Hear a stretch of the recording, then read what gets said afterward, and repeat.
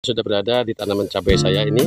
Alhamdulillah sahabat, meskipun ini musim hujan ya, bunga-bunga mulai tetap bermunculan. Ini sudah panen yang kedua kali ini sahabat. Ini pembungaan yang ketiga. Assalamualaikum warahmatullahi wabarakatuh. Halo sahabat, jumpa lagi dengan saya PP Petani Bahagia Channel. Oke sahabat, di tempat saya ini hari-hari musim hujan sahabat. Hari-hari musim hujan bagi kita petani biasa terjadi sahabat ya.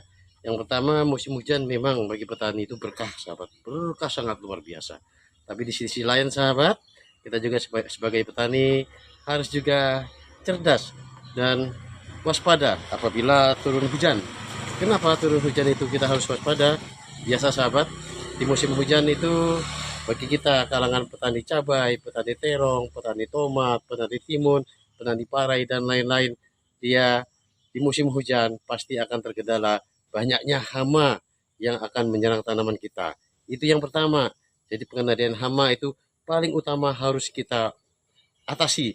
Yang kedua, di musim hujan juga perlu kita melakukan penanggulangan dengan apa? Kita harus benar-benar melihat tanaman kita agar drainasinya itu, drainase maksudnya, agar drainase pengairan itu benar-benar terjaga.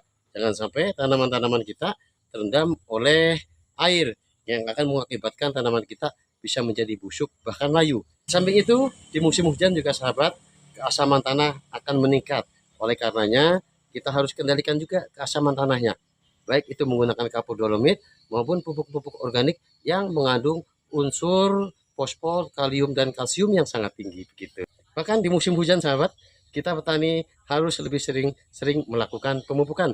Karena apa? Di musim hujan unsur hara akan tergerus oleh derasnya air yang mengalir di sekitar dari kebun kita begitu.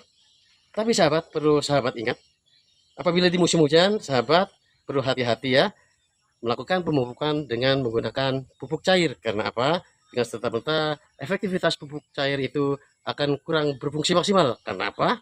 Pupuk cair disiram kepada tanah yang saat itu kondisinya sudah sangat lembab dan sangat basah, sehingga pupuk cair itu akan juga ikut larut beserta air yang begitu banyaknya di media tanam kita. Terus apa solusinya supaya tanaman kita tetap subur dan kita lakukan pemupukan? Salah satunya dengan cara ini sahabat.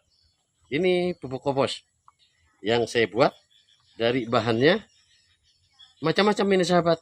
Yang pertama dari gedebok pisang, yang kedua dari sampah-sampah dapur, yang ketiga dari dedaunan kering, yang keempat dari dedaunan basah.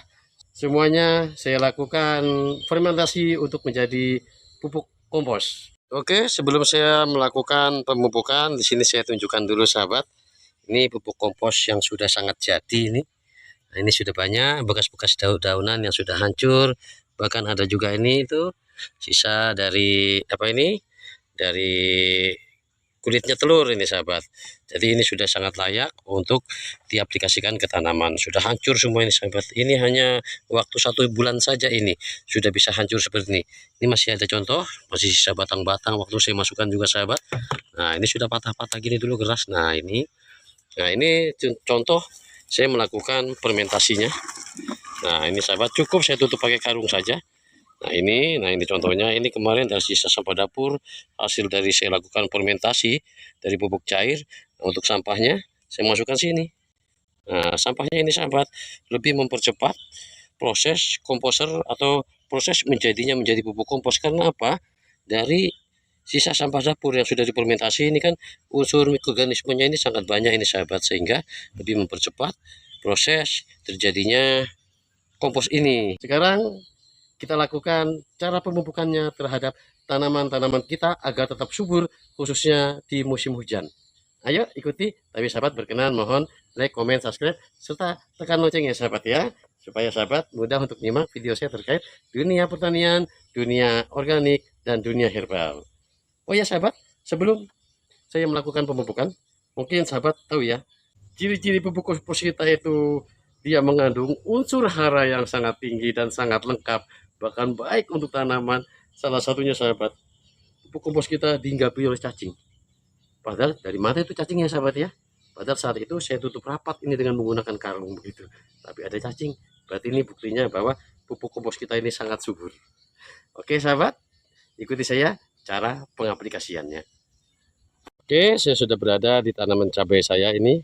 Alhamdulillah sahabat, meskipun ini musim hujan ya, bunga-bunga mulai tetap bermunculan. Ini sudah panen yang kedua kali ini sahabat. Ini pembungaan, sudah pembungaan yang ketiga ini. Nah, namun demikian sahabat, bisa sahabat lihat di musim hujan otomatis yang tadinya daun itu hijau sekali, bahkan hijau pekat, ini sedikit agak menguning.